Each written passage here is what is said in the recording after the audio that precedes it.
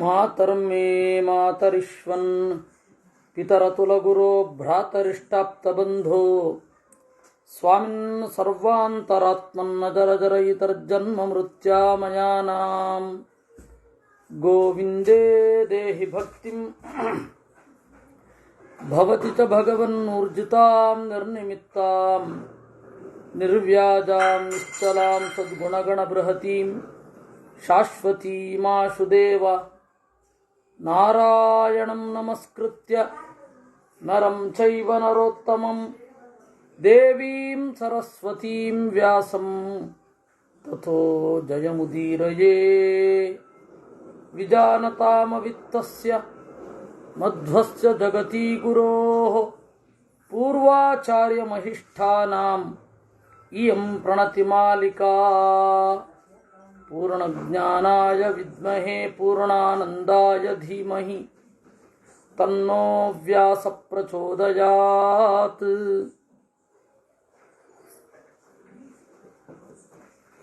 ದೀರ್ಘಕಾಲದ ವಿರಾಮದಿಂದ ಹೊರಬಂದು ನಾವು ಮಹಾಭಾರತ ಸೌಪ್ತಿಕ ಪರ್ವದ ಆರಂಭದ ಅಧ್ಯಾಯದಲ್ಲಿ ನಾವಿದ್ದೇವೆ. ಸೌಪ್ತಿಕ ಪರ್ವದ ಮೊದಲನೆಯ ಶ್ಲೋಕದಿಂದ ನಾನು ಅನುವಾದ ಮಾಡಿಕೊಂಡು ಹೋಗ್ತೇನೆ. ತತಸ್ಥೆ ಸಹಿತಾ ಸರ್ವೇ ಪ್ರಯಾತ ದಕ್ಷಿಣಾಮುಖಾಃ ಉಪಾಸ್ತಮಯ ವೇಲಾಯಾಂ ಶಿಬಿರಾಭ್ಯಾಸಮಾಗತಾಃ. ತತಃ ತದನಂತರ ತೇ ಸರ್ವೇ ಗೆದ್ದ ಪಾಂಡವರೆಲ್ಲರೂ ಕೂಡ ದಕ್ಷಿಣಾಮುಖಾಃ ಪ್ರಯಾತಾಃ ದಕ್ಷಿಣ ದಿಕ್ಕಿಗೆ ಮುಖ ಮಾಡಿಕೊಂಡು ಉಪಾಸ್ತಮನ ಉಪಾಸ್ತಮಯ ವೇಲಾಯಾಮ್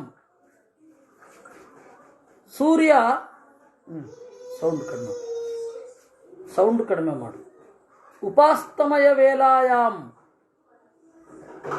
ಸೂರ್ಯ ಇನ್ನೂ ಒಂದು ಅರ್ಧ ಗಂಟೆ ಇದೆ ಸೂರ್ಯಾಸ್ತಮನ ಆಗಲಿಕ್ಕೆ. ಆಗ ಶಿಬಿರಾಭ್ಯಾಸಮಾಗತಾಃ ಶಿಬಿರದ ಬಳಿ ಬಂದರು. ವಿಮುಚ್ಯವಾಹಾನ್ ಸ್ತ್ವರಿತಾಃ ಭೀತಾಃ ಸಮನುಬೋಧನಾತ್ ಗಹನಂ ದೇಶಮಾಗಮ್ಯ ಪ್ರಚ್ಛನ್ನಾನ್ಯವಿಶಂತತೆ. ಪಾಂಡವರು ಹೀಗೆ ಬಂದರು, ಪಾಂಡವರ ಕಡೆಯವರು ಹೀಗೆ ಬಂದರು. ಇದೇ ರೀತಿ ಅಶ್ವತ್ಥಾಮ, ಕೃಪಾ, ಕೃತವರ್ಮ ಈ ಮೂರು ಜನರು ಕೂಡ ಅದೇ ರೀತಿ ಮೊದಲು ಶಿಬಿರದ ಬಳಿಗೆ ಬಂದರು. ಅವರಿಗೆ ಅರ್ಥ ಆಯಿತು, ಶಿಬಿರ ಈಗ ನಮ್ಮ ಕೈಯಲ್ಲಿಲ್ಲ, ಅದರಿಂದಾಗಿ ಶಿಬಿರದ ಯಾವ ವಸ್ತುವನ್ನು ನಾವು ಬಳಸಲಿಕ್ಕೆ ಆಗೋದಿಲ್ಲ. ಶಿಬಿರದಲ್ಲಿರುವ ಮಂಚ, ಶಿಬಿರದಲ್ಲಿರುವ ಸೇವಕರು, ಶಿಬಿರದಲ್ಲಿರುವ ಆಹಾರ ಪದಾರ್ಥಗಳು ಯಾವುದನ್ನು ನಾವು ಅನುಭವಿಸುವ ಹಾಗೆ ಇಲ್ಲ ಅಂತ ಗೊತ್ತಾಗಿ ಗಹನಂ ದೇಶಮಾಗಮ್ಯ ದಟ್ಟವಾದ ಕಾಡಿಗೆ ಪ್ರವೇಶ ಮಾಡಿ. ಗಹನ ಅಂದರೆ ಕಾಡು ಅಂತ ಅರ್ಥ. ಗಹನ ಅಂದ್ರೇನೆ ಕಾಡು. ಗಹನಂ ದೇಶಮಾಗಮ್ಯ ಕಾಡಿಗೆ ಬಂದು ಪ್ರಚ್ಛನ್ನಾಹ ಅಡಗಿಕೊಂಡು ನೆವಿಶಂತ ಒಂದು ಕಡೆಗೆ ಕೂತ್ರು. ಸೇನಾ ನಿವೇಶಮಭಿತೋ ನಾತಿ ದೂರಮವಸ್ಥಿತಾಃ ನಿಕೃತ್ತಾ ನಿಶಿತೈಃ ಶಸ್ತ್ರೈಃ ಸಮಂತಾತ್ಕ್ಷತ ವೀಕ್ಷತಾಃ. ಸೇನೆಯನ್ನ ಎಲ್ಲಿ ಪಾಂಡವರು ನೆಲೆಗೊಳಿಸಿದ್ರೋ ಅಲ್ಲಿಂದ 1-2 ಕಿಲೋಮೀಟರ್ ದೂರದಲ್ಲಿ ಈ ದುರ್ಯೋಧನನ 3 ಜನ ಸೈನಿಕರು ಅಂತ ಹೇಳಬಹುದು. ಅಶ್ವತ್ಥಾಮ, ಕೃತವರ್ಮ, ಕೃಪ ಈ 3 ಜನ ಒಂದು ಕಡೆ ಕುಳಿತುಕೊಂಡ್ರು. ಸಮಂತಾತ್ ಕ್ಷತವಿಕ್ಷತಾ, ಮೈತುಂಬ ರಕ್ತ ಹರಿತಾ ಇದೆ. ದೀರ್ಘಮುಷ್ಣಂಚ ನಿಶ್ವಸ್ಯ ಪಾಂಡವಾನ್ ಅನ್ವಚಿಂತಯನ್. ದೀರ್ಘಮುಷ್ಣಂಚ ನಿಶ್ವಸ್ಯ, ನಿಡಿದಾಗಿ ಉಸಿರಿಟ್ಟರು. ಪಾಂಡವಾನ್ ಅನ್ವಚಿಂತಯನ್, ಪಾಂಡವರನ್ನ ಕುರಿತು ಯೋಚನೆ ಮಾಡಿದರು. ಶ್ರುತ್ವಾ ಚ ನಿನದಂ ಘೋರಂ ಪಾಂಡವಾನಾಂ ಜಯೈಷಿಣಾಂ ಅನುಸಾರ ಭಯಾದ್ಭೀತಾಃ ಪ್ರಾಂಗುಖಾಃ ಪ್ರಾದ್ರವನ್ ಭಯಾತ್. ಪಾಂಡವರ ಪಾಳಯದಲ್ಲಿ ವಿಜಯೋತ್ಸವ ನಡೀತಾ ಇದೆ. ಆ ಸದ್ದನ್ನು ಕೇಳಿದರು, ಹೆದರಿದರು. ಅನುಸಾರ ಭಯಾದ್ಭೀತಾಃ, ಎಲ್ಲಿ ಅವರೆಲ್ಲ ಮತ್ತೆ ಹಿಂಬಾಲಿಸ್ತಾರೋ ಎಂದು ಬೆದರಿ. ಪ್ರಾಂಗುಖಾಃ ಪ್ರಾದ್ರವನ್, ಮತ್ತೆ ಪೂರ್ವ ದಿಕ್ಕಿಗೆ ತೆರಳಿ ಸ್ವಲ್ಪ ದೂರ ಓಡಿದರು. ತೇ ಮುಹೂರ್ತಂ ತಥೋ ಗತ್ವಾ ಶ್ರಾಂತಗಾತ್ರಾಃ ಪಿಪಾಸಿತಾಃ ನಾದೃಶ್ಯಂತ ಮಹೇಶ್ವಾಸಾಃ ಕ್ರೋಧಾಮರ್ಷವಶಂ ಗತಾಃ. ತೇ ಮುಹೂರ್ತಂ ತಥೋ ಗತ್ವಾ, ಒಂದು ಸ್ವಲ್ಪ ದೂರ ಓಡಿ ಓಡಿ ಓಡಿ ಓಡಿ ಓಡಿ ಶ್ರಾಂತಗಾತ್ರಾಃ, ಮೊದಲೇ ದಣದಿದ್ರು, ಇನ್ನಷ್ಟು ಸುಸ್ತಾಯಿತು. ಪಿಪಾಸಿತಾಃ, ನೀರು ಕುಡಿಬೇಕಿತ್ತು, ಆದರೆ ನೀರಿಲ್ಲ. ಎಲ್ಲೆಲ್ಲೋ ನೋಡಿದರು, ಎಲ್ಲಿಯೂ ಅನುಕೂಲವಾದ ಸ್ಥಳ ಇಲ್ಲ. ಕ್ರೋಧಾಮರ್ಷ ವಶಂಗತಾಃ, ಸಿಟ್ಟು ಇದೆ, ಅಸಹನೆ ಇದೆ, ಆದರೆ ಎಂತ ಮಾಡೋದು? ಏನು ಮಾಡಲಿಕ್ಕಾಗಲ್ಲ. ರಾಜ್ಞೋ ವಧೇನ ಸಂತಪ್ತಾಃ ಮುಹೂರ್ತಂ ಸಮವಸ್ಥಿತಾಃ. ರಾಜ್ಞೋ ವಧೇನ ಸಂತಪ್ತಾಃ, ದುರ್ಯೋಧನ ಸತ್ತಿದ್ದಾನೆ, ಅದರಿಂದಾಗಿ ದುಃಖ ಆಗಿದೆ. ಸತ್ತಿದ್ದಾನೆ ಅಂದರೆ ಸಾಯೋದಕ್ಕೆ ಸಮೀಪದಲ್ಲಿ ಇದ್ದಾನೆ. ಒಂದು ಸ್ವಲ್ಪ ಹೊತ್ತು ಸುಮ್ಮನೆ ಕೂತ್ರಂತೆ. ಈ ಕಥೆಯನ್ನ ಸಂಜಯ ಧೃತರಾಷ್ಟ್ರನಿಗೆ ಹೇಳಿದ. ಹೇಳಿದ ಮೇಲೆ ಧೃತರಾಷ್ಟ್ರ ಕೇಳ್ತಾನೆ, ಅಶ್ರದ್ಧೇಯಮಿದಂ ಕರ್ಮ ಕೃತಂ ಭೀಮೇನ ಸಂಜಯ ಯತ್ರ ನಾಗಾಯುತ ಪ್ರಾಣಃ ಪುತ್ರೋ ಮಮ ನಿಪಾತಿತಃ. ಧೃತರಾಷ್ಟ್ರ ಹೇಳ್ತಾನೆ, ನನಗಿನ್ನೂ ನಂಬಲಿಕ್ಕೆ ಆಗ್ತಾ ಇಲ್ಲ ಸಂಜಯ. ಭೀಮಸೇನ 10,000 ಆನೆಯ ಬಲ ಇರುವ ನನ್ನ ಮಗನನ್ನು ಹೊಡೆದು ಉರುಳಿಸಿದ್ದನ್ನ, ಅವಧ್ಯ ಸರ್ವಭೂತಾನಾಂ ವಜ್ರ ಸಂಹನನೋ ಯುವ ಪಾಂಡವೈ ಸಮರೇ ಪುತ್ರೋ ನಿಹತೋ ಮಮ ಸಂಜಯ. ಅವನಿಗೆ ಅವಧ್ಯತ್ವ ವರ ಇತ್ತು.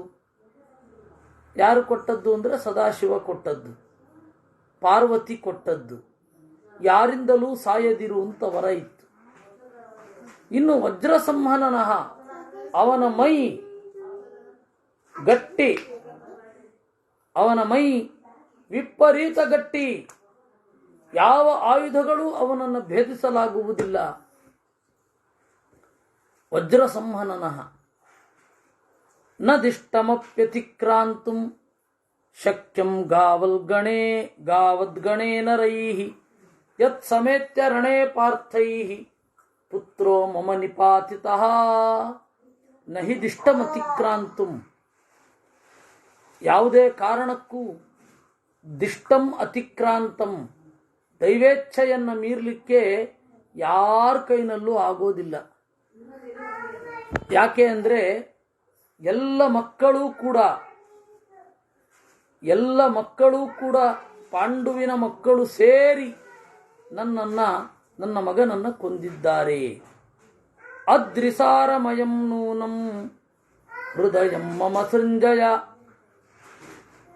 ಹತಂ ಪುತ್ರ ಶತಂ ಶ್ರುತ್ವಾ ಎನ್ನ ದೀರ್ಣಂ ಸಹಸ್ರಧಾ. ಅದ್ರಿಸಾರಮಯಂ, ನಿಜವಾಗಿಯೂ ನನ್ನ ಹೃದಯ ಕಲ್ಲು ಬಂಡೆಯದ್ದು. ಯಾಕೆ ಅಂದರೆ 100 ಜನ ಮಕ್ಕಳನ್ನು ಕಳ್ಕೊಂಡಿದ್ದೇನೆ. ನನ್ನ ಹೃದಯ ಇನ್ನೂ ಒಡೆದು ಹೋಗಿಲ್ಲ. ಕಥನ್ನು ವೃದ್ಧ ಮಿಥುನಂ ಹತಪುತ್ರಂ ಭವಿಷ್ಯತಿ ನ ಹ್ಯಹಂ ಪಾಂಡವೇಯಸ್ಯ ವಿಷಯೇ ವಸ್ತು ಮುತ್ಸಹೇ.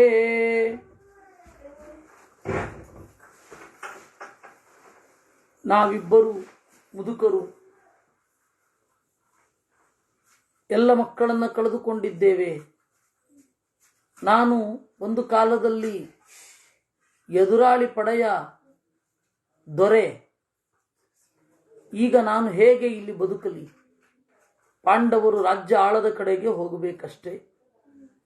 ಕಥಂ ರಾಜ್ಞ ಪಿತಾ ಭೂತ್ವಾ ಸ್ವಯಂ ರಾಜ ಚ ಸಂಜಯ ಪ್ರೇಷ್ಯ ಭೂತ ಪ್ರವರ್ತೇಯಂ ಪಾಂಡವೇಯಸ್ಯ ಶಾಸನಾತ್. ರಾಜನ ದೊರೆಯಾಗಿ ಸ್ವಯಂ ರಾಜನಾಗಿದ್ದು ಪಾಂಡವರಿಗೆ ಪ್ರೇಷ್ಯಭೂತಃ ದಾಸನಾಗಿ ಹೇಗೆ ಇರಲಿ? ಪ್ರಭುಜ್ಯ ಪೃಥಿವೀಂ ತರವಾಂ ಸ್ಥಿತ್ವಾ ಮೂರ್ಧನಿ ಸಂಜಯ ಕಥಮದ್ಯ ಭವಿಷ್ಯಾಮಿ ಪ್ರೇಷ್ಯಭೂತೋ ದುರಂತ ಕೃತ್. ಇಡೀ ಭೂಮಿಯ ತಲೆಯ ಮೇಲೆ ನಿಂತು ಅವರ ದಾಸ್ಯವನ್ನ ಕೈಗೊಂಡು ಈಗ ನಾನು ಹೇಗಿರಲಿ? ಕರ್ಕೊಂಡು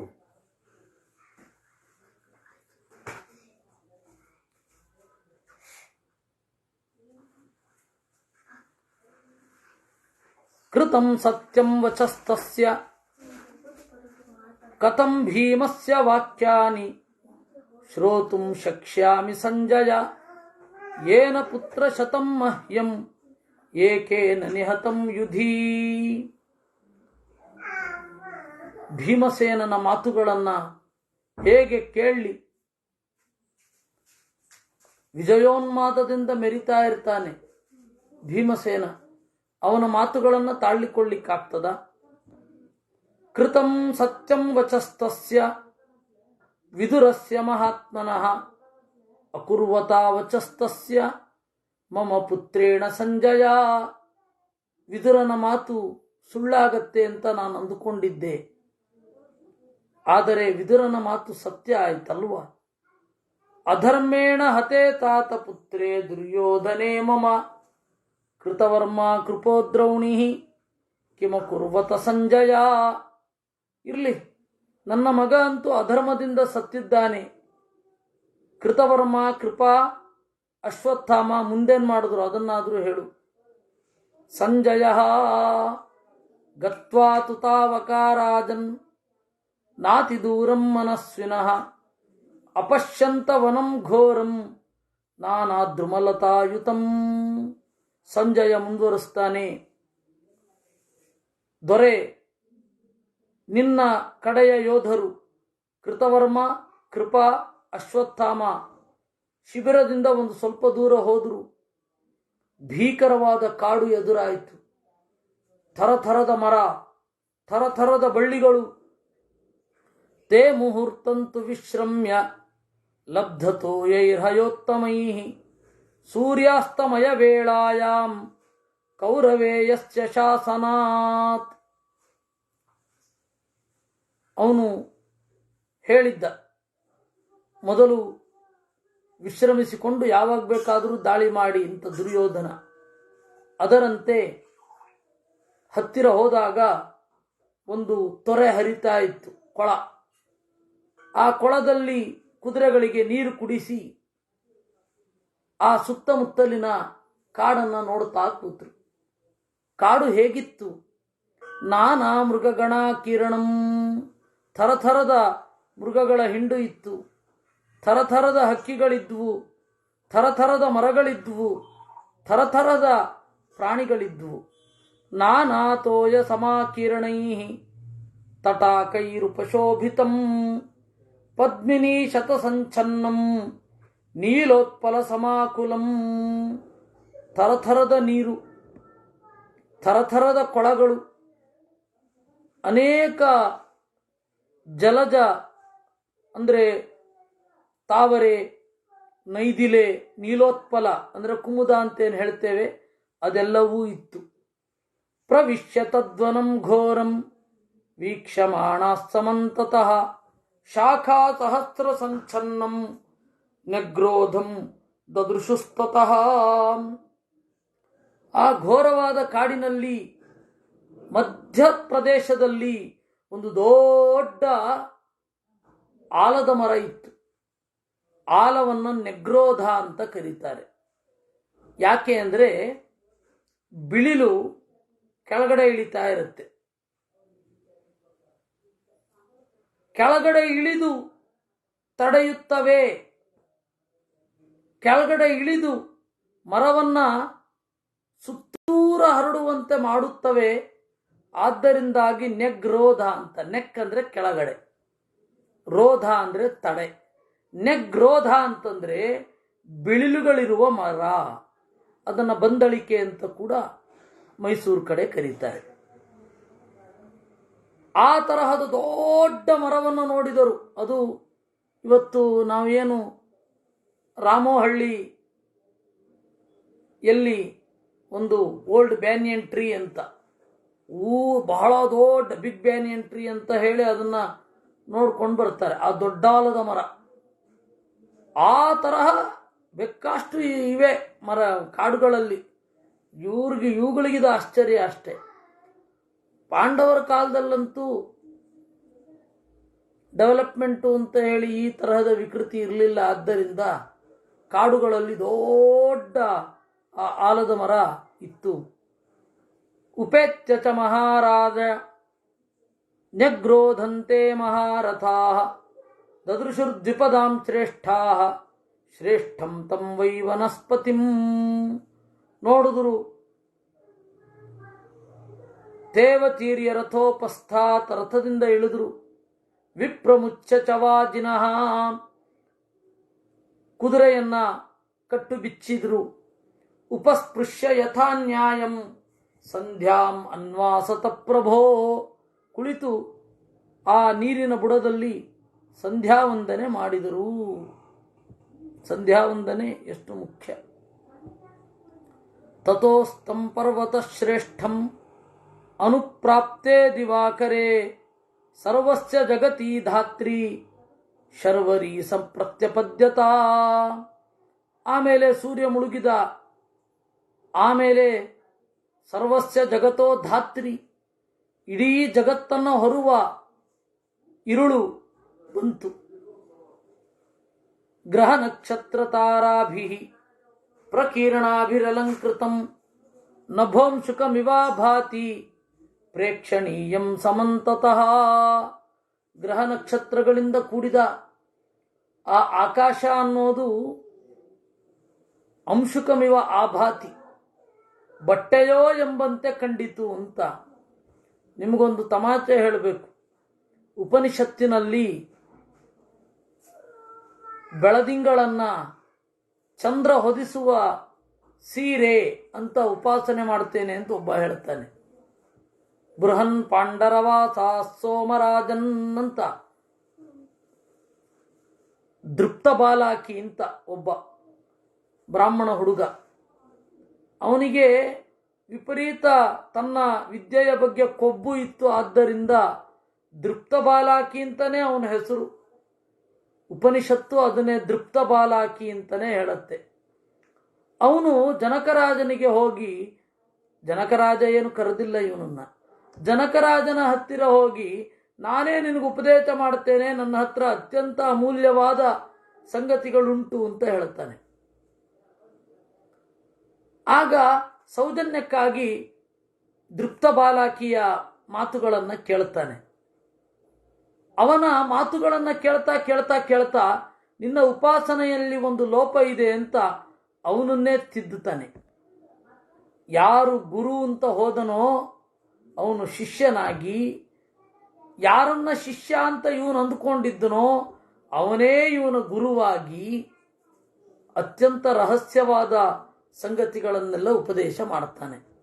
ಅದನ್ನು ಉಪನಿಷತ್ತಿನಲ್ಲಿ ಯಾವತ್ತಾದರೂ ನೋಡುವ. ಅದರಲ್ಲಿ ಒಂದು ಉಪಾಸನೆ. ಓ ದೃಪ್ತ ಬಾಲಾಕಿಯೇ, ಈ ಚಂದ್ರನಿದ್ದಾನಲ್ಲ, ಏನಂತ ಉಪಾಸನೆ ಮಾಡ್ತೀಯ? ಬೃಹನ್ ಪಾಂಡರವಾತ ಸೋಮರಾಜನ್ ಇತ್ಯುಪಾಸೆ ಅಂತಾನೆ. ಜಗತ್ತನ್ನ ಮುಚ್ಚಿರುವ ಬಿಳಿಯ ಸೀರೆ ಇದು ಅಂತ ಬೆಳದಿಂಗಳನ್ನ ಕುರಿತು ನಾನು ಉಪಾಸನೆ ಮಾಡ್ತೇನೆ ಅಂತಾನೆ. ಅಲ್ಲಿ ಹಾಗೆ ಇರೋದು ನೋಡಿ ವೇದವ್ಯಾಸರು ಇಲ್ಲಿ ನಭೋಂ ಶುಕಮಿವಾ ಭಾತಿ ಪ್ರೇಕ್ಷಣೀಯಂ ಸಮಂತತಃ. ಬೆಳ್ಳಗಿನ ಆಗಸ, ರಾತ್ರಿ ತಲೆ ಎತ್ತಿ ನೋಡಿದಾಗ ಆ 3 ಜನರಿಗೆ, ಕೃತವರ್ಮ, ಕೃಪಾ, ಅಶ್ವತ್ಥಾಮರಿಗೆ ಓಹ್ ಬಿಳಿ ಬಟ್ಟೆ ಅಂತ ಅನ್ನಿಸಿತಂತೆ. ಈಶಚ್ಚಾಪಿ ಪ್ರವಲ್ಗಂತೆ ಸತ್ವಾಯೇ ರಾತ್ರಿಚಾರಿಣಃ ದಿವಾಚರಾಶ್ಚ ಯೇ ಸತ್ವಾಹ ತೇ ನಿದ್ರಾವಶಮಾಗತಾಃ. ಕೆಲವೊಂದು ಪ್ರಾಣಿಗಳೆಲ್ಲ ರಾತ್ರಿ ಮಾತ್ರ ಎದ್ದಿರ್ತವೆ, ಬೆಳಗ್ಗೆ ಎಲ್ಲ ಮಲ್ಕೊಂಡಿರ್ತವೆ. ಕೆಲವೊಂದು ಪ್ರಾಣಿಗಳಿರ್ತವೆ ಬೆಳಗ್ಗೆ ಮಲ್ಕೊಂಡು ರಾತ್ರಿ ಎದ್ದಿರ್ತವೆ. ಆ ತರಹದ 2 ತರಹದ ಹಕ್ಕಿಗಳನ್ನು ಇವರು ತಟಸ್ಥವಾಗಿ ನೋಡ್ತಾ ಇದ್ದಾರೆ. ರಾತ್ರಿಂಚರಾಣಾಂ ಸತ್ವಾನಾಂ ನಿನಾದೋ ಭೂತ್ಸುದಾರುಣಃ ಕ್ರವ್ಯಾದಾಶ್ಚ ಪ್ರಮುದಿತಾ ಪ್ರಾಪ್ತ ಘೋರಾ ಚ ಶರ್ವರೀ. ರಾತ್ರಿ ಓಡಾಡುವ ಪ್ರಾಣಿಗಳ ನಿನಾದ ಭೀಕರವಾಗಿ ಇತ್ತು. ಹಾಗೆ ಕ್ರವ್ಯಾದಾಶ್ಚ ಪ್ರಮುದಿತಾ, ಮಾಂಸಾಹಾರಿ ಪಶು ಪಕ್ಷಿ ಕೀಟಗಳು ಸಂತೋಷಪಟ್ಟುವಂತೆ. ತಸ್ಮಿನ್ ರಾತ್ರಿ ಮುಖೇ ಘೋರೆ ದುಃಖ ಶೋಕ ಸಮನ್ವಿತಾ ಕೃತವರ್ಮ ಕೃಪೋದ್ರೌಣಿ ಉಪೋಪ ವಿವಿಶುಸ್ಸಮಂ. ಆ ರಾತ್ರಿ ಆರಂಭ ಆಗಿದೆ. ದುಃಖದಿಂದಲೂ ಶೋಕದಿಂದಲೂ ಕೂಡಿದ್ದಾರೆ. ತಮ್ಮ ಇಡೀ ಸೈನ್ಯ ನಾಶ ಆಗಿದೆ. ತಮಗೆ ಅತ್ಯಂತ ಪ್ರಿಯನಾದ ದುರ್ಯೋಧನ ತೊಡೆ ಮುರ್ಕೊಂಡು ಬಿದ್ದಿದ್ದಾನೆ. ದುಃಖ ಆಗದೆ ಇರುತ್ತಾ? ಆ ದುಃಖದಿಂದ ಎಲ್ಲವನ್ನು ನೋಡಿಕೊಂಡಿದ್ರು. ಅಯ್ಯೋ ರಾಮ, ಇದೇನಾಯ್ತು ಅಂತ. ಉಪೋಪವಿಷ್ಟಾಶೋಚಂತಹ ನ್ಯಗ್ರೋಧಸ್ಯ ಸಮೀಪತಃ ತಮೇವಾರ್ಥಮತಿಕ್ರಾಂತಂ ಕುರು ಪಾಂಡವಯೋಕ್ಷಯಂ.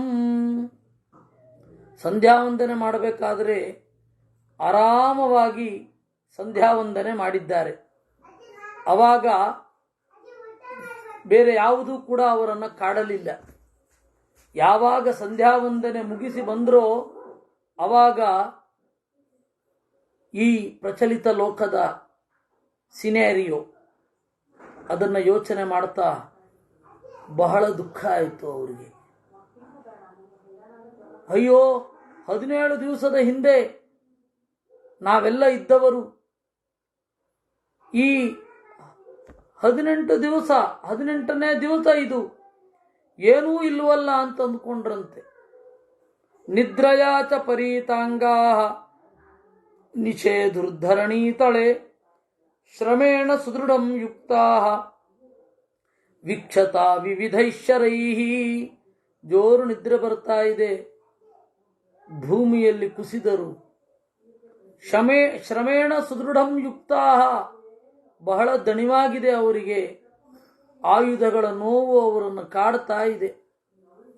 ತಥೋ ನಿದ್ರಾವಶಂ ಪ್ರಾಪ್ತೌ ಕೃಪಭೋಜೌ ಮಹಾಬಲೌ ಸುಖೋಚಿತಾವದುಃಖಾರ್ಹೌ ನಿಷಣ್ಣೌ ಧರಣೀತಲೇ. ತಥೋ ನಿದ್ರಾವಶಂ ಪ್ರಾಪ್ತೌ, ಕೃಪಾಚಾರ್ಯರು ಮತ್ತೆ ಭೋಜ ಅಂದ್ರೆ ಕೃತವರ್ಮ ಇಬ್ಬರಿಗೂ ನಿದ್ರೆ ಬಂದ್ಬಿಡ್ತು. ತೌತು ಸುಪ್ತೌ ಮಹಾರಾಜ ತಸ್ಮಿನ್ ದೇಶೆ ಮಹಾರಥೌ ಮಹಾರ್ಹ ಶಯನೋಪೇತೌ. ಸುಖವಾಗಿ ಬೆಳೆದ ಶರೀರ ಅವರದು. ಮೆತ್ತನೆಯ ಹಾಸಿಗೆಯ ಮೇಲೆ ಮಲಗುತ್ತಾ ಇದ್ದವರು ಭೂಮಿಯಲ್ಲಿ ಮೈಚಾಚಿದೊಡನೆ ನಿದ್ರೆ ಬಂದ್ಬಿಟ್ಟಿತ್ತು ಅವ್ರಿಗೆ. ಆದರೆ ಒಬ್ಬನಿಗೆ ನಿದ್ರೆ ಬರಲಿಲ್ಲ. ಕ್ರೋಧಾಮರ್ಚವಶಂ ಪ್ರಾಪ್ತೋ ದ್ರೋಣಪುತ್ರಸ್ತು ಭಾರತ ನೈವ ಸ್ಮ ಸಜಗಾಮಾಥ ನಿದ್ರಾಂ ಸರ್ಪ ಇವ ಶ್ವಸನ್. ಸಿಟ್ಟಿನಿಂದಲೂ ಅಸಹನೆಯಿಂದಲೂ ಕೂಡಿ ಒಬ್ಬನಿಗೆ ನಿದ್ರೆ ಬರಲೇ ಇಲ್ಲ. ಅವನ ಹೆಸರು ಅಶ್ವತ್ಥಾಮ. ನಾಲಭತ್ ಸತು ನಿದ್ರಾಂ ವೈ ದಹ್ಯಮಾನೋತಿ ಮನ್ಯುನಾ ವೀಕ್ಷಾಂಚಕ್ರೇ ಮಹಾಬಾಹು ತದ್ವನಂ ಘೋರ ದರ್ಶನಂ. ಆ ಕಾಡನ್ನು ನೋಡ್ತಾ ನೋಡ್ತಾ ನೋಡ್ತಾ ನಿದ್ರೆ ಬಂತು. ಇವನಿಗೆ ಬರಲಿಲ್ಲ. ಕೆಲವು ಕಾಗೆಗಳು ಮಲಗಿದ್ದನ್ನು ನೋಡಿದ. ತತ್ರ ಕಾಕತಹಸ್ರಾಣಿ ತಾಂ ನಿಶಾಂ ಪರಿಯಣಾಮಯನ್ ಸುಖಂ ಸ್ವಪಂತ ಕೌರವ್ಯ ಪೃಥಕ್ ಪೃಥಗಪಾಶ್ರಯಾ. ಸಾವಿರಾರು ಕಾಗೆಗಳು ಆ ರಾತ್ರಿ ಆಲದ ಮರದ ಮೇಲೆ ಮಲಗಿದ್ವು. ಸುಪ್ತೇಷು ತೇಷು ಕಾಕೇಷು ವಿಸ್ರಬ್ಧೇಷು ಸಮಂತತಃ ಅಪಶ್ಯತ್ ಸಹಸಾಯಾಂತಂ ಉಲೂಕಂ ಘೋರ ದರ್ಶನಂ.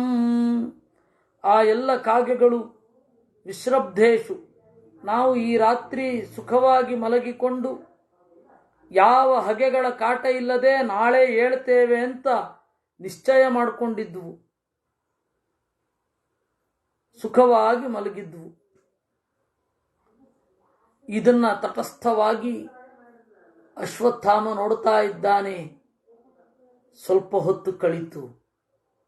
ಒಂದೇ ಒಂದು ಗೂಬೆ ಕಾಣಿಸಿಕೊಂಡಿತು. ಮಹಾಸ್ವನಂ ಮಹಾಕಾಯಂ ಹರಿಯಕ್ಷಂ ಬಭ್ರುಪಿಂಗಲಂ ಸುತೀಕ್ಷ್ಣ ಘೋಣಾನಖರಂ ಸುಪರ್ಣಮಿವ ವೇಗಿತಂ. ಬಹಳ ಸದ್ದು ಮಾಡುವ, ದೊಡ್ಡ ದೇಹದ, ಕೆಂಪು ಕಣ್ಣಿನ,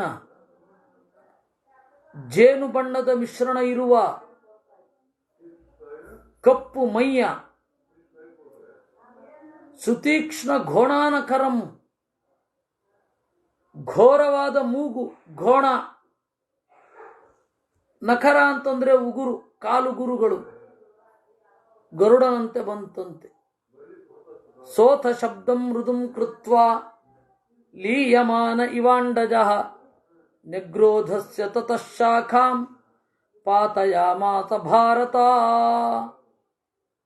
ಬರುವಾಗ ಮಿದುವಾದ ಸದ್ದನ್ನ ಮಾಡಿಕೊಂಡು ಬಂದು ಆ ಮರದ ಒಳಗಡೆ ಕಳೆದು ಹೋಯಿತೋ ಎಂಬಂತಾಯಿತು. ಮರದ ಒಳಗಡೆ ಇರುವ ಒಂದು ಕೊಂಬೆಯಲ್ಲಿ ತನ್ನ ಮೈಯನ್ನು ಇಳುಹಿತು. ಸನ್ನಿಪತ್ಯ ತುಷಾಖಾಯಾಂ ನ್ಯಗ್ರೋಧಸ್ಯ ವಿಹಂಗಮಃ ಸುಪ್ತಾನ್ ಜಘಾನ ಸುಬಹೂನ್ ವಾಯಸಾನ್ ವಾಯಸಾಂತಕಃ. ಒಂದು ಸ್ವಲ್ಪ ಹೊತ್ತು ವಿಶ್ರಮಿಸಿಕೊಂಡು ಆಮೇಲೆ ಮಲಗಿರುವ ಎಲ್ಲ ಕಾಗೆಗಳನ್ನ ಚುಚ್ಚಿ ಚುಚ್ಚಿ ಉಗುರಿನಿಂದ ಸೀಳಿ ಸೀಳಿ ಕೊಲ್ಲಲಿಕ್ಕೆ ಶುರು ಮಾಡಿತಂತೆ. ಕೇಶಾಂಚಿ ದಕ್ಷಿಣತ್ ಪಕ್ಷಾನ್, ಕೆಲವರ ರೆಕ್ಕೆಯನ್ನು ಕತ್ತರಿಸಿತು. ಶಿರಾಂಸಿ ನಿಚಕರ್ತಃ, ಕೆಲವರ ತಲೆಯನ್ನು ಸೀಳಿತು. ಚರಣಾಂಶ್ಚೈವ ಕೇಶಾಂಚಿತ್, ಕೆಲವರ ಕಾಲನ್ನ ಅಗಲಿಸಿ ಮುರಿಯಿತು. ಬಭಂಜ ಚರಣಾಯುಧ ಕ್ಷಣೇನಾಜ್ಞಾತ್ ಸಬಲವಾನ್ ಯೇಸ್ಯ ದೃಷ್ಟಿಪಥೆ ಸ್ಥಿತಾ. ಒಂದು ಕ್ಷಣದಲ್ಲಿ ಆ ಗೂಬೆಯ ಕಣ್ಣಿಗೆ ಯಾವ ಎಲ್ಲ ಕಾಗೆಗಳು ಬಿದ್ದವೋ ಆ ಎಲ್ಲ ಕಾಗೆಗಳು ಕೂಡ ಸತ್ತವು. ತಾನಸ್ತು ಹತ್ವಾ ತತಃ ಕಾಕಾನ್ ಕೌಶಿಕೋ ಮುದಿತೋ ಭವತ್ ಪ್ರತಿಕೃತ್ಯ ಯಥಾ ಕಾಮಂ ಶತ್ರುಣಾಂ ಶತ್ರುಸೂದನಃ. ಹೀಗೆ ಕೆಲವೇ ಸಮಯದಲ್ಲಿ ಎಲ್ಲರನ್ನ ಕೊಲ್ತಾ ಕೊಲ್ತಾ ಕೊಲ್ತಾ ಹೋಗ್ತಾ ಇದೆ. ಆ ಗೂಬೆಯ ಕರ್ಮವನ್ನು ನೋಡಿ ಕೌಶಿಕ ಅಂತ ಗೂಬೆ ಕೂಡ ಕರೀತಾರೆ. ತದ್ಭಾವಕೃತ ಸಂಕಲ್ಪೋ ದ್ರೌಣಿರೇಕೋನ್ಯವಾರಯತ್ ವ್ಯಚಿಂತಯತ್. ಅಶ್ವತ್ಥಾಮನಿಗನ್ನಿಸಿತು ಇದನ್ನ ಪಾಠವಾಗಿ ಏಕೆ ತಗೊಳ್ಳಬಾರದು ಅಂತ. ಸ್ಫೂರ್ತಿ ಪಡೆಯುವವ ಎಲ್ಲಿಂದ ಸ್ಫೂರ್ತಿ ಪಡಿತಾನೆ? ಹ್ಞೂ ಯಾವನ ಕೈನಲ್ಲೂ ತಿಳ್ಕೊಳ್ಳಿಕ್ಕಾಗಲ್ಲ. ಆದರೆ ಒಂದು ಮಾತ್ರ, ಮನಸ್ಸನ್ನ ಕಣ್ಣನ್ನ ಯಾವಾಗಲೂ ತೆರೆದುಕೊಂಡಿರುವವನಿಗೆ, ಯಾವಾಗಲೂ ಕಿವಿಯನ್ನ ತೆರೆದುಕೊಂಡಿರುವವನಿಗೆ ಪದೇ ಪದೇ ಹೊಸದು ಸಿಗತ್ತೆ.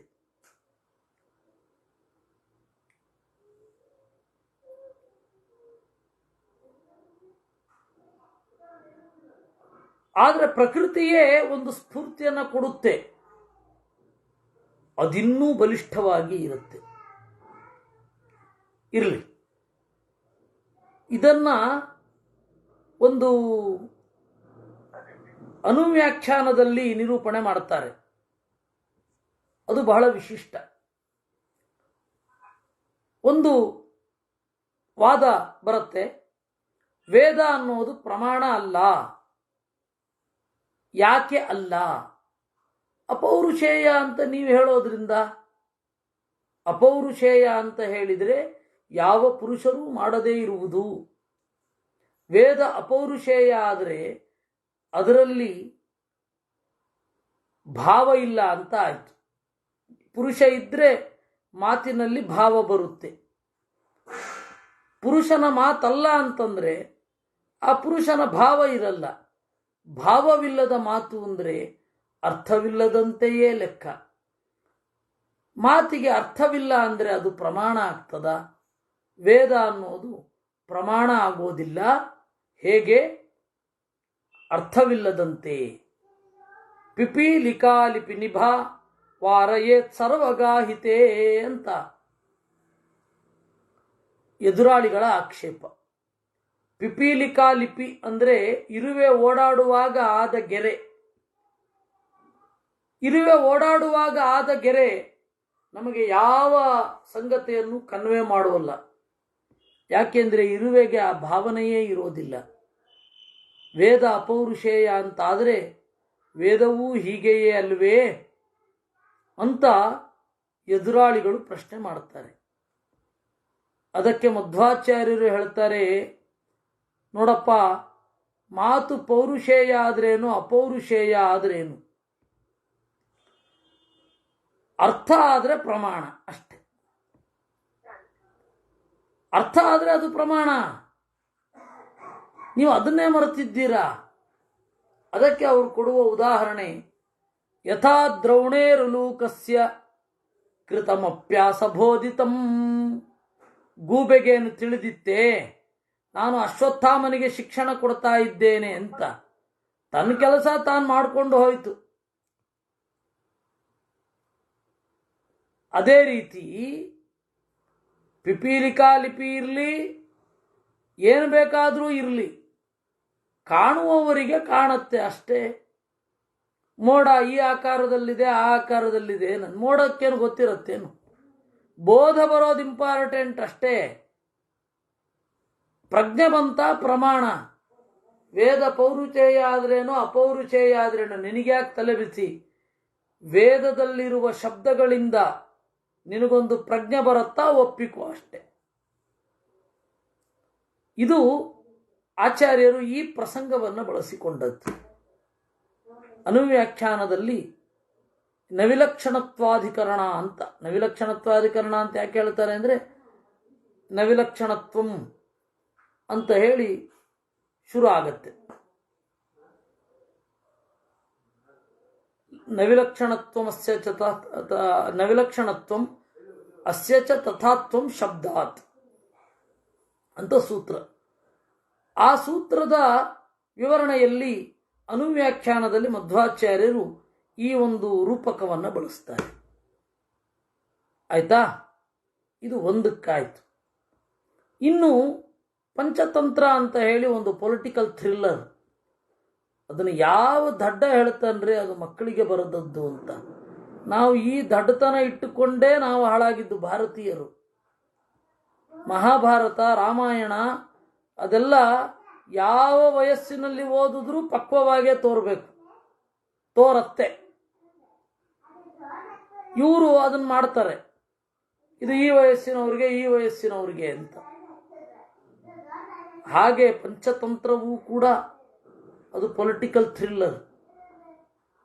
ನಾವು ಎಷ್ಟು ಅಂತಂದರೆ ಈ ಗಲಿವರ್ಸ್ ಟ್ರಾವೆಲ್ ಅಂತ ಇದೆಯಲ್ಲ, ಅದು ವ್ಯಂಗ್ಯ ಬರಹವೇ ವಿನಃ ಅದು ಗಲಿವರ್ಸ್ ಟ್ರಾವೆಲ್ ಅಂತನ್ನೋದು ಉತ್ಕಟವಾದ ವ್ಯಂಗ್ಯ, ಮನುಷ್ಯರ ಸ್ವಭಾವದೆಡೆಗೆ, ಮನುಷ್ಯರ ಗುಣಧರ್ಮಗಳ ಎಡೆಗೆ.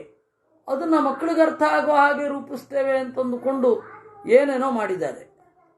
ವಸ್ತುತಃ ಹಾಗಲ್ಲ. ಅದು ಆ ಗ್ರಂಥದ ಒಂದು ಮಹತ್ವವನ್ನೇ ಕೆಳಗಡೆ ಇಳಿಸಿದ ಹಾಗೆ. ಪಂಚತಂತ್ರ ಈಗ ಓದಿ ನಿಮಗೆ ಬೇರೆನೇ ಆಗತ್ತೆ. ಮತ್ತು ಅದರಲ್ಲಿ ಬರುವ ಮಿತ್ರಭೇದ, ಲಬ್ಧ ಪ್ರಣಾಶ, ಅವೆಲ್ಲ ಮಕ್ಕಳಿಗೆ ಹೇಳ್ಕೊಡುವಂಥದ್ದು. ಆ ಮಕ್ಕಳಿಗೆ ಎತ್ಕೋತಾನೆ ಇಬ್ಬರು ಮಿತ್ರರ ನಡುವೆ ಯಾವ ರೀತಿ ಒಡಕುಂಟು ಮಾಡಬೇಕು ಅಂತ ಹೇಳ್ಕೊಡೋದಾ? ನಮ್ಮ ಜನ ಅದು ಏನು ತಲೆಯಲ್ಲಿ ಇಟ್ಕೊಂಡಿದ್ದಾರೋ ದೇವರಿಗೆ ಗೊತ್ತು. ಇರಲಿ, ಅದರಲ್ಲಿ ಕಡೆಯದ್ದು ಕಾಕೋಲುಕೀಯ ಅಂತ. ಕಾಕ ಮತ್ತು ಉಲೂಕೀಯ, ಕಾಗೆ ಮತ್ತು ಗೂಬೆಗಳ ಕಥೆ. ಇದೇ ಕಥೆಯನ್ನು ಪ್ರೆಸೆಂಟ್ ಮಾಡೋದು. ಆದರೆ ಇದೇ ಕಥೆಯನ್ನು ಪ್ರೆಸೆಂಟ್ ಮಾಡಿದ್ರೆ ಇಲ್ಲೇ ಮುಗದೇ ಹೋಯ್ತಲ್ಲ ಅಂದರೆ ಅಲ್ಲಿ ಇದಕ್ಕೆ ವಿಸ್ತಾರವಾದ ಪೊಲಿಟಿಕಲ್ ಡೈಮೆನ್ಷನ್ನು. ಮಾಡಬೇಕೇ, ಮಾಡಬಾರ್ದೆ, ಮಾಡೋದಾದರೆ ಹೇಗೆ ಮಾಡಬೇಕು, ಎಲ್ಲವನ್ನ ವಿಮರ್ಶೆ ಮಾಡಿ ಈ ಕಥೆಯ ಬೇರೆ ಬೇರೆ ಆಯಾಮಗಳನ್ನು ಅಲ್ಲಿ ವಿಷ್ಣು ಶರ್ಮರು ತೆಗೆದಿಟ್ಟಿದ್ದಾರೆ. ಪಂಚತಂತ್ರ ಓದಬೇಕು. ಏನಿದು ಆಚಾರ್ಯರಿಗೆ ತಲೆ ಕೆಟ್ಟಿದೆ ಅಂತ ಅನ್ಬೇಡಿ. ಪಂಚತಂತ್ರ ಓದಬೇಕು. ಅಟ್ಲೀಸ್ಟ್ ನಮ್ಮ ಮಕ್ಕಳಿಗೆ ಅದರ ಸಾಹಿತ್ಯವನ್ನು ಕೊಡಬೇಕು. ಕಾರಣ ಏನು ಅಂದರೆ, ಈಗ ಇಲ್ಲಿ ನಾವು ಓದ್ತಾ ಇರುವವರು, ಮಹಾಭಾರತವನ್ನು ಅನುಸಂಧಾನ ಮಾಡ್ತಾ ಇರುವವರು, ಜಗತ್ತಿನಲ್ಲಿ ಕೆಲವು ವರ್ಷಗಳನ್ನು ಕಳೆದವರು, ಕೆಲವು ಅವಸ್ಥೆಗಳನ್ನು ದಾಟಿದವರು ಇರಬಹುದು. ಇನ್ನು ಕೆಲವರು ನಿವೃತ್ತಿಯ ಅಂಚಿನಲ್ಲಿಯೂ ಇರಬಹುದು. ಕೆಲವರು ಪ್ರವೃತ್ತರಾಗಿ ಇರಬಹುದು. ಆದರೆ ಪ್ರವೃತ್ತರಾಗಬೇಕಾದವರಿಗೆ, ಅಂದರೆ ಮುಂದಿನ ಮಕ್ಕಳಿಗೆ ಇದರ ಅರಿವು ಬೇಕು, ಮೂಲದ ಅರಿವು ಬೇಕು. ಅದರಿಂದ ಪಂಚತಂತ್ರ ಓದಬೇಕು ಅಂತ ಹೇಳುವವ ನಾನು. ಆ ಪಂಚತಂತ್ರದ ವಿಷ್ಣು ಶರ್ಮರು ಈ ಕಾಕೋಲುಕೀಯ ಅಂತ ಏನಿದೆ, ಒಂದು ದೊಡ್ಡ ಪ್ರಕರಣ, ಇದರ ಎಕ್ಸ್ಪ್ಯಾನ್ಷನ್ನು, ಅದಕ್ಕೆ ಬೇಸದಾಗಿರ್ತಕ್ಕಂಥದ್ದನ್ನು ನಾವೀಗ ನೋಡಿದೆವು. ಇರಲಿ.